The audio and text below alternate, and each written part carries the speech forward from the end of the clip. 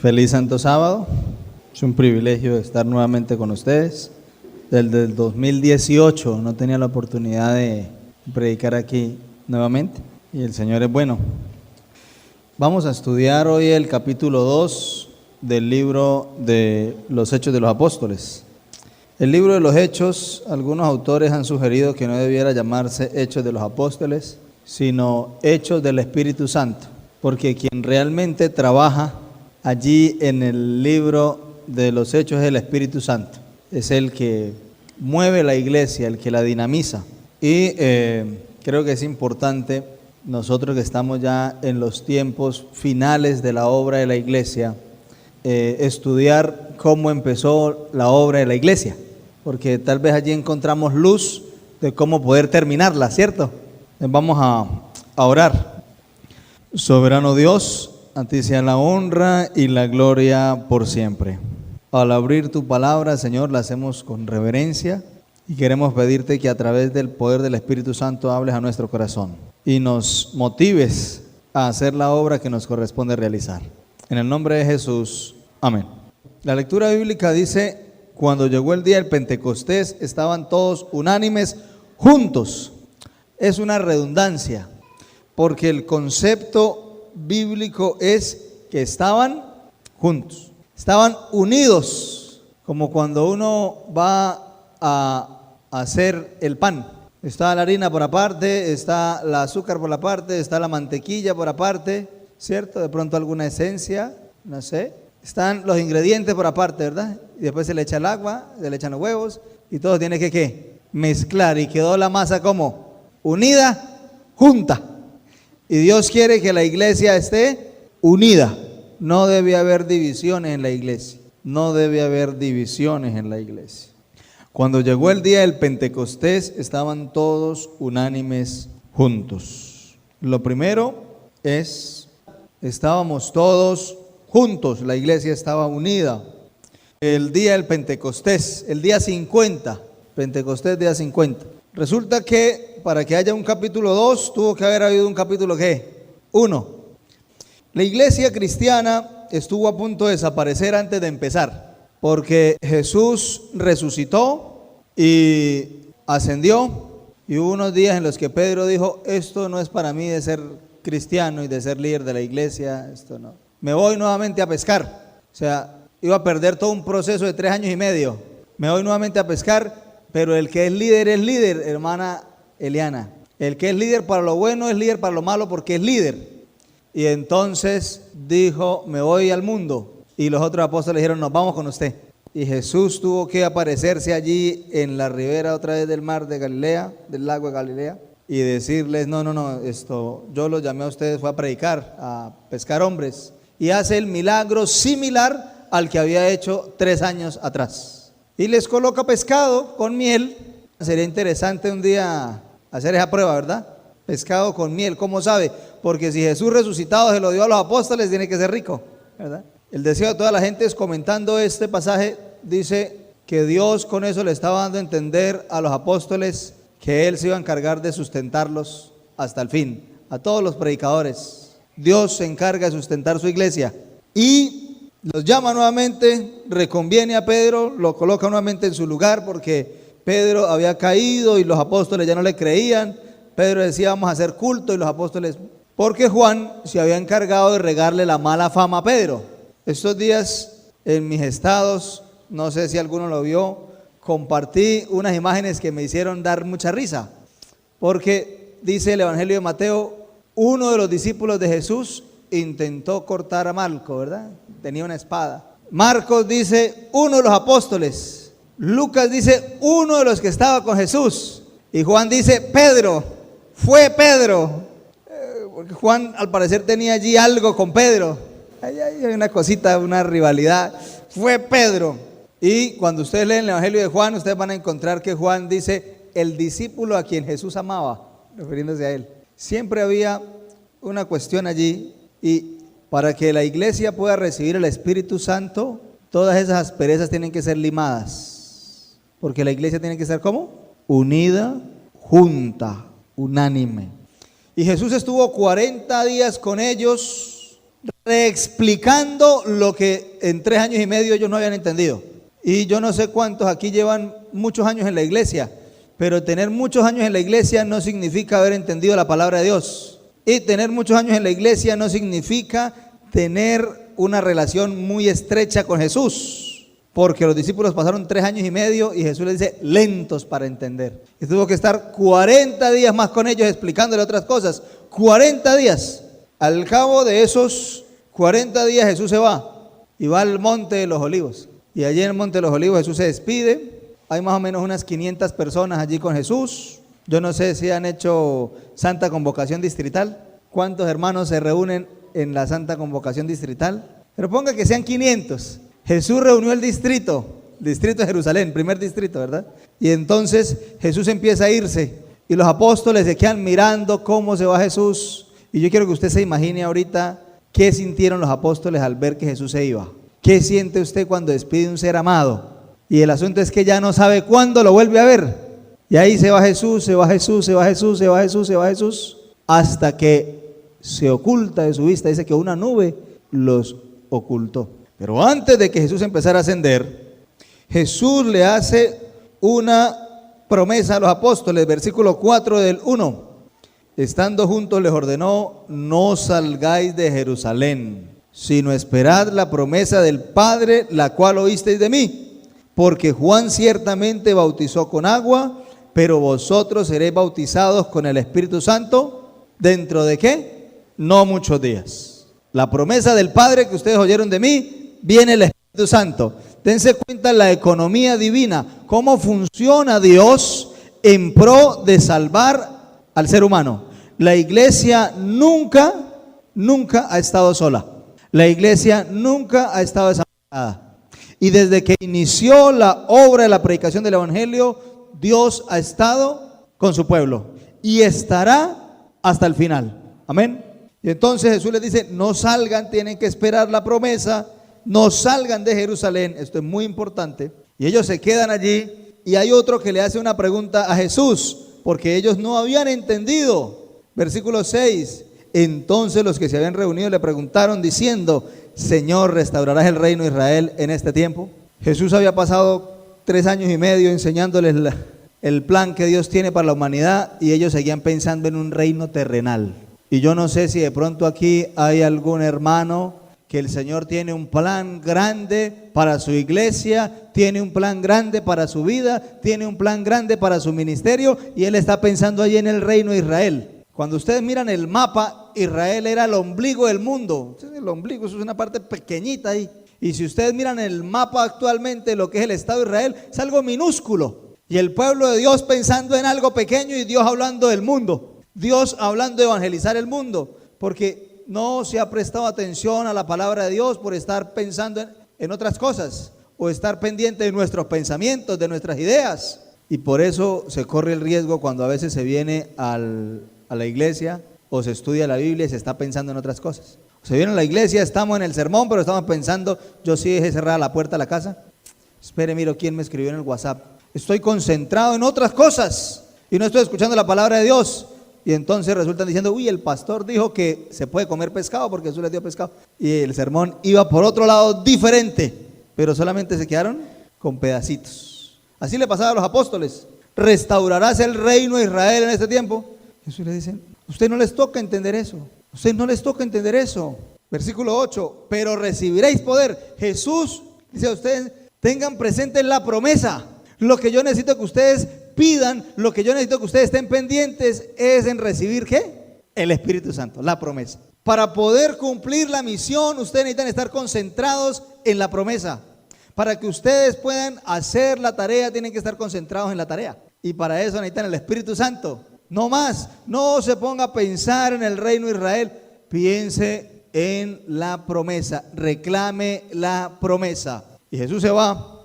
Y ellos se quedan así como que, ay, ahora Jesús se fue. Y se les aparecen 2 ángeles. Y les dicen, Galileos, ¿por qué están mirando ustedes al cielo? Así porque ellos estaban como tratando de observar. Y no tenían, en ese tiempo no tenían telescopios, ni siquiera binoculares para ver más allá. ¿Y qué se hizo Jesús? Galileos. Y voltean, uy, 2 ángeles ahí al lado. Ese mismo Jesús que ¿Qué dice? Que habéis visto ir, ¿qué? Volverá.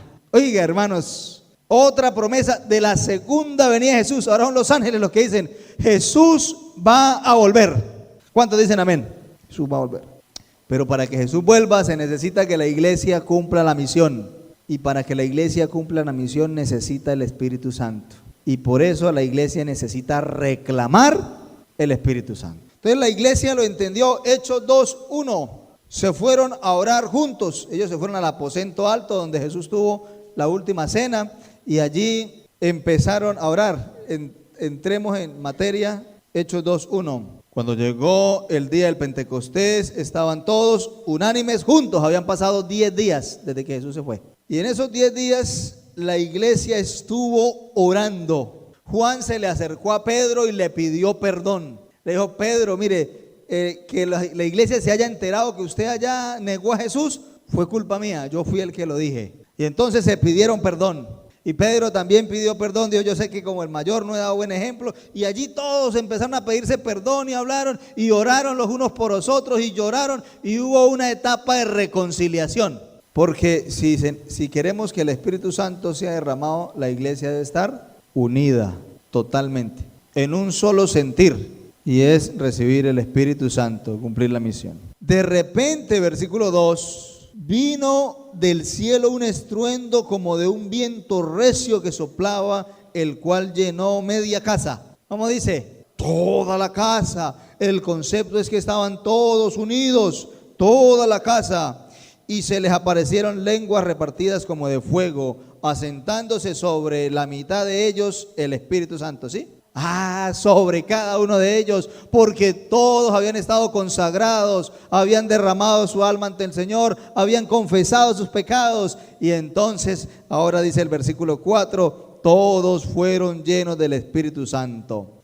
Y esto es impresionante, porque no fue la mitad de la iglesia, no fueron solamente los apóstoles. Todos fueron llenos del Espíritu Santo. Recibieron la promesa. Hermanos, para poder cumplir la iglesia la misión, para que la iglesia Emmanuel cumpla la misión, tiene que ser llena del Espíritu Santo. Y el Señor anhela que todos los que están aquí seamos llenos del Espíritu Santo. ¿Cuántos queremos ser llenos del Espíritu Santo? Todos fueron llenos del Espíritu Santo. Y entonces ahora las personas que están alrededor se sorprenden. Versículo 5, vivían entonces en Jerusalén judíos piadosos de todas las naciones bajo el cielo. Al oír este estruendo se juntó la multitud y estaban confusos porque cada uno los oía hablar en su propia lengua. La gente quedó sorprendida, dijeron, ¿y esto de cuándo acá aprendieron a hablar arameo? ¿De cuándo acá aprendieron a hablar griego, capadocio, egipcio, y aquí otro montón de lenguas, elamitas, ponto, frigio? ¿Esto de dónde aprendieron a hablar? Si apurado hablan el idioma aquí de Judea y lo hablan mal, porque eran un montón de gente iletrada. La gran mayoría de los cristianos primeros, el primer núcleo del cristianismo, era gente muy escasa de educación. Habían algunos, podría ser Juan, que tenía contacto ahí con los sacerdotes, pero de resto la mayoría eran muy sencillos en educación, escasa tercero primaria. Y eso, o algunos primero primaria y ya, no tendrían mayor nivel educativo. Pedro se cree que ni siquiera sabía escribir. ¿Y cómo los escuchamos hablar en nuestras lenguas? Dicen. Y los escuchamos hablar en perfecto idioma. ¿De cuándo acá? Y otros que estaban igual que ellos sorprendidos se preguntaban, venga, ¿esto qué será? El versículo 12. Estaban todos atónitos y perplejos diciéndose unos a otros, ¿qué quiere decir esto? Cuando la iglesia es llena del Espíritu Santo, recibe los dones del Espíritu Santo. Y los dones del Espíritu Santo capacitan a la iglesia para hablarle a las personas en el lugar donde se encuentran. Ahora, aquí se les dio el don de lenguas porque la Biblia dice que había en Jerusalén un montón de gente de todas las naciones bajo el cielo. ¿Es así o no es así? Lo acabamos de leer. Entonces, Dios necesitaba que su iglesia presentara a Cristo crucificado, resucitado y pronto a venir a todas esas personas. Y había una barrera, había una dificultad. ¿Cuál era? El idioma, el lenguaje. Entonces, ¿qué hace Dios? A través del poder del Espíritu Santo, agarra a todas estas personas y las capacita. Escuchen bien, el Espíritu Santo, ¿qué es lo que hace? Capacita, hermanos. Le da dones a la iglesia para que cumpla la misión. Y ahora empieza esta gente a hablar. Yo recuerdo en la Biblia, en el libro de Éxodo, cuando Dios dice: y me harán un santuario y habitaré en medio de ellos. Había un montón de gente esclava y ahora tenían que hacer obra primorosa, trabajos de todo tipo, de hermosura, de orfebrería y de tejer y un montón de cosas, pero era un montón de esclavos. Y entonces Dios lo que hace es que derrama su espíritu sobre unas personas y las capacitó para que hicieran el santuario. Que Dios sabiduría. Daniel fue llevado a Babilonia junto con sus amigos, y lo que hizo Dios fue que le dio sabiduría hasta 10 veces más que los demás que estaban allí con ellos, porque Dios necesitaba que Daniel y sus amigos dieran a conocer al único y verdadero Dios ante el imperio babilónico. Cuando Dios llevó a José a Egipto, el texto bíblico dice que el faraón menciona: encontraremos a otro hombre que tenga el espíritu de los dioses. Y el nombre que le da es Safnaz Panea, que es el Salvador. Acá hay un concepto muy interesante. Dios da sus dones a través del Espíritu Santo a la iglesia para que cumpla la misión que Dios necesita que la iglesia cumpla. O sea que hoy, por ejemplo, Dios puede tomar a una persona y darle la capacidad que se necesita para llevar el evangelio en redes sociales. ¿Por qué? Porque eso es lo que se necesita hoy. Dar la capacidad a las personas de aprender muchos idiomas. Dar la capacidad a las personas de presentar el evangelio o de desarrollar ciencia, inteligencia para ocupar algún cargo dentro del gobierno, dentro de alguna administración de una empresa, lo que sea, con tal de que la persona presente ¿qué? El evangelio. Porque el Espíritu Santo capacita a la iglesia para cumplir ¿qué? La misión. Para cumplir la misión. Ahora, el texto bíblico dice que otros se burlaban. Versículo 13 dice: pero otros burlándose decían: están borrachos. ¿Y sabe por qué se burlaban? Porque eran igual de ignorantes. Y entonces no entendían los otros idiomas. Normalmente la ignorancia se burla. Es una característica del ignorante. El ignorante se burla. Y la iglesia tiene que predicar en todos los estratos sociales, en todos los estratos socioeconómicos, en todos los estratos educativos. Y ese es un desafío grande, porque no podemos llegarles a todos de la misma manera. Pero recuerden, el que capacita es el mismo. ¿Quién? El Espíritu Santo. Y el que está enviado a cumplir la misión es el mismo también. La iglesia, el discípulo. Por eso el discípulo tiene que estar constantemente suplicando a Dios que le dé el Espíritu Santo para saber presentar el evangelio a todas las personas del mundo. Amén.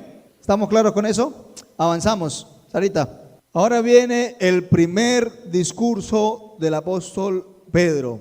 La primera vez que Pedro predica en público. Recuerden, Pedro fue el que negó a Jesús. Quizás eso se había regado por allí, que Pedro había negado a Jesús. Recuerden que les dije, Pedro probablemente no sabía leer. Entonces lo que él había aprendido, lo había aprendido de oídas. Probablemente. Existe una gran posibilidad. Y ahora Pedro se levanta y dice: ustedes lo que están escuchando no es que nosotros estemos borrachos. Ahora acuérdense que hay gente de todas las naciones bajo el cielo. Y todos están escuchando al apóstol Pedro, sin importar qué idioma hablaran. A todos les llegaba simultáneamente la traducción por el Espíritu Santo en ese idioma. Esa es una interpretación. La otra interpretación es la siguiente, las dos son muy válidas. La otra es que Pedro estaba predicando en su idioma, y como la iglesia recibió el don de lenguas, entonces los hermanos se le acercaban a los capadocios y le predicaban en capadocio. Le iba traduciendo simultáneamente la predicación de Pedro a los hermanos de esa región. Y entonces otro hermano se acercaba y le predicaba a los de Panfilia en ese idioma. Y otro hermano se le acercaba y le predicaba a los de Cirene en su idioma, porque todos habían sido llenos del Espíritu Santo. ¿Qué les parece esa interpretación? Es plausible, ¿sí o no? Porque entonces no tendría sentido que todos hubiesen recibido el don de lenguas. Y así toda la iglesia se puso a trabajar. Pero si nosotros pensamos que Pedro habló y todos escucharon el mensaje de Pedro en su idioma, que Dios lo puede hacer, entonces los demás estaban haciendo barra. Pero Dios quiere que cada miembro de su iglesia trabaje. Amén. Dios quiere que cada miembro de su iglesia, ¿qué? Trabaje. Y Pedro ahora les dice lo siguiente en la predicación: nosotros no estamos borrachos. Lo que ustedes están viendo es el cumplimiento de la profecía. Y les menciona Joel, ¿cierto? Vuestros hijos e hijas profetizarán. Ustedes lo que están viendo es el cumplimiento profético. Y hermano, esto que tiene que ver mucho, porque la iglesia adventista del séptimo día surge como una iglesia que predica un mensaje profético.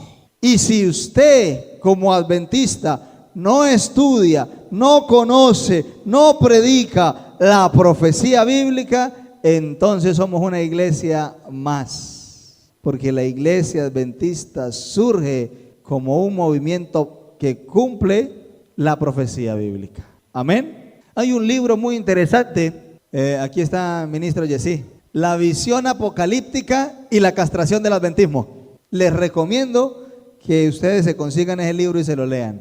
Si la iglesia adventista no predica de profecía, entonces se convierte en una iglesia evangélica más, porque ese es el ADN de la iglesia adventista. Ese es el ADN de la iglesia cristiana, el cumplimiento profético. El cumplimiento profético es el que da fuerza y sentido a la predicación del evangelio en sus inicios, y el cumplimiento profético y la predicación profética es lo que da sentido a la predicación de la iglesia en el tiempo del fin. ¿Estamos claros con eso?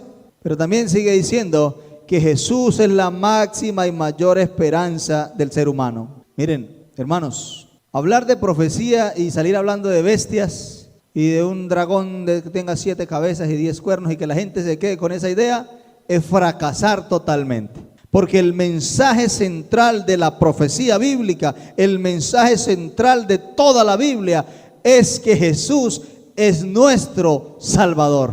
Amén. Que Jesús vino una vez, que Él había prometido venir, vino una vez, vivió una vida santa, murió en la cruz del Calvario, resucitó, subió a los cielos, allí ministra en el santuario celestial y que un día ha de venir por su iglesia. Jesús es la máxima esperanza del cristiano, es la máxima esperanza de la humanidad. Y el apóstol Pedro se los dice: ese Jesús que nosotros le predicamos, ustedes lo crucificaron, pero Dios lo levantó.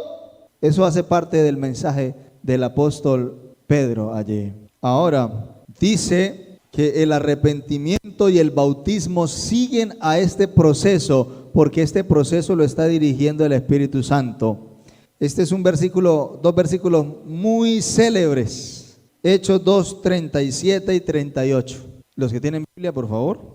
Al oír esto se compungieron de corazón y dijeron a Pedro y a los otros apóstoles: hermanos, ¿qué haremos? Pedro les dijo: arrepentíos y bautícese cada uno de vosotros en el nombre de Jesucristo para el perdón de los pecados y recibiréis ¿qué? ¿El don de qué? Del Espíritu Santo. Oiga, hermanos, aquí hay algunas cosas interesantes. Ellos se compungieron de corazón. Y ellos se compungieron de corazón porque no cortaron el hilo del Espíritu Santo, pero no estaban revisando el WhatsApp. Estaban concentrados en la predicación. Como estaban concentrados en la predicación del Evangelio, el Espíritu Santo obró en su corazón y dijeron: oiga, nosotros somos responsables también de la muerte del Hijo de Dios, porque también hemos pecado, también le hemos fallado a Dios. ¿Qué tenemos que hacer? Porque el Espíritu Santo es el que convence de pecado, de justicia y de juicio. Y entonces les dicen: bautícense, arrepiéntanse, bautícese. Aquí hay 2 elementos importantes. Es indispensable para poder bautizarse, arrepentirse. ¿Y qué es arrepentirse? La palabra en griego es metanoeo. Metanoeo es cambio de dirección. Voy hacia este lado y de repente me doy cuenta que como voy me voy a morir. Y entonces cambio de dirección. Eso se llama arrepentimiento, metanoeo. Un cambio total de la vida.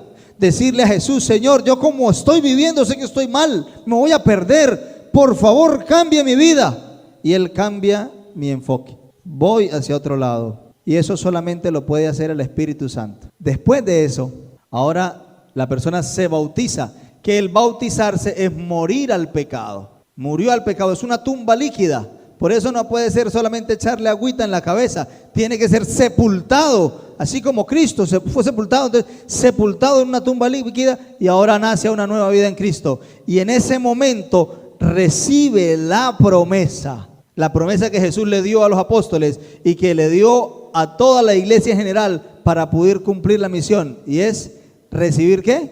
El Espíritu Santo. Ahora el Espíritu Santo capacita a ese nuevo creyente para que también predique el evangelio, para que reciba los dones que Dios, el Espíritu Santo, quiere darles. Ahora, ¿cómo era la vida de los primeros cristianos? Los versículos finales, 43 al 47, vamos a leerlos. Abran sus Biblias. Sobrevino temor a toda persona. Bueno, leamos desde el 42. Y perseveraban en la doctrina de los apóstoles, en la comunión unos con otros, en el partimiento del pan y en las oraciones. Aquí está la muestra de cómo era la vida de la iglesia cristiana en sus inicios. Perseveraban en la enseñanza de los apóstoles. Yo no sé si alguno tiene esa versión que diga así, en la enseñanza de los apóstoles. Usted tiene que ser muy cuidadoso a quien escucha y la enseñanza de quien recibe. ¿Sí? Yo tengo una niña de 3 años y medio y mi hija toda hora me cuestiona y yo la estoy enseñando a cuestionarla y estoy obligándome a no responderle porque sí. Porque sí, cuando las personas adultas queremos cortar una conversación porque sí, o porque la vida es así. No. Y trato de llevar el hilo hasta donde más puedo cuando ella me pregunta el por qué. Porque está absorbiendo información. Y yo procuro enseñarla. Hermanos, la iglesia cristiana primitiva escuchaba la doctrina de los ¿qué? De los apóstoles. Perseveraba en la enseñanza de ¿quiénes? De los apóstoles. ¿Y por qué estoy haciendo énfasis en esto? Porque hoy estamos en una época de redes sociales y de muchos maestros. Hoy estamos en una época de muchos videos de YouTube y han salido muchos maestros. A mí me encanta la carta de la iglesia de Éfeso porque dice: has probado a los que se dicen ser apóstoles y no lo son. Que la iglesia de Éfeso fue fundada por el apóstol Pablo. Conoció a Timoteo, probablemente Pedro estuvo por allá y el apóstol Juan murió siendo apóstol, el pastor de esa iglesia. Entonces la iglesia de Éfeso sabía cómo eran los apóstoles, cómo se comportaban los apóstoles, cómo hablaban los apóstoles, cómo predicaban los apóstoles.